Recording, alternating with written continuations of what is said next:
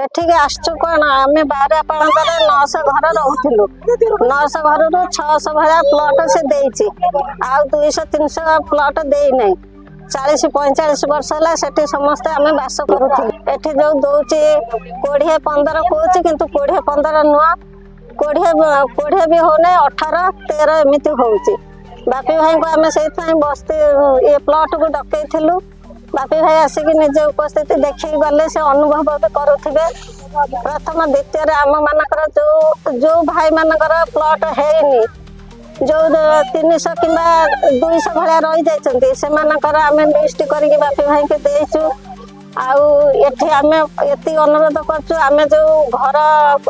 करूँ लाट्रिन बाथरूम सहित जड़े चलो ना ना सेमती हवा दरकार आ बाप पुअर जो प्लट दूर दूर कर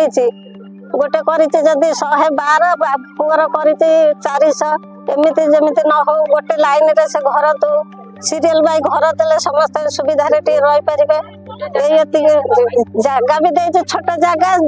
जति बाप पुओ को दिए से भी से माने आडजस्ट करेंगे से कहीकि आम बापी भाई गति अभियोग सब रखीचु आमर जो से थैथान कर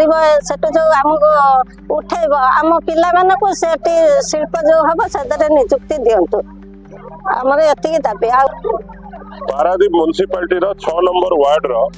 बावरिया पालंदा बस्ती माँ माने मौसी मानकर ये जीवन जीविकार लड़े जेहेतु से गोटे प्रकल्प आसपा जाऊँगी तो पोर्ट तरफ रिहाबिलिटेट करा जाउची विस्थापित करा जाउची विस्थापन जोटी हम से जगह को आम आसीलु एवं सेठी अनुध्यान करके देखिलु को भाया भाव में इंफ्रास्ट्रक्चर काम होईची तादरे जो मौलिक समस्या रही से गुड़ा माँ मैंने कही बावरिया पालंदा बस्ती कमिटी सहित आलोचना करी पोर्ट मैनेजमेंट सहित आम आलोचना करूँ कहीं जो जो मौलिक समस्या ये अच्छी से गुड़ा दूर न हवा जाए लोक मैंने ये आसिले हैरान हे एवं पोर्ट मैनेजमेंट ताकू दृढ़ हस्तर आम उपस्थापना करूँ एवं मोर पूर्ण विश्वास जे मैनेजमेंट ताकू मानिबे पाखापाखि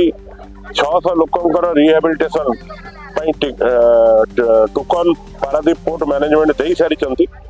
आउ पाखापाखि 150 ରୁ 200 लोक बाकी रही जाइए से भी केमती टोकन पाइबे ता उपरे आलोचना हवा पड़ो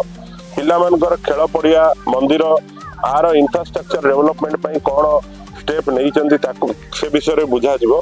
तो ये सब आलोचना करने पोर्ट मैनेजमेंट सहित आम आगामी दिन में प्रस्ताव रखिबू एवं बस्ती कमिटी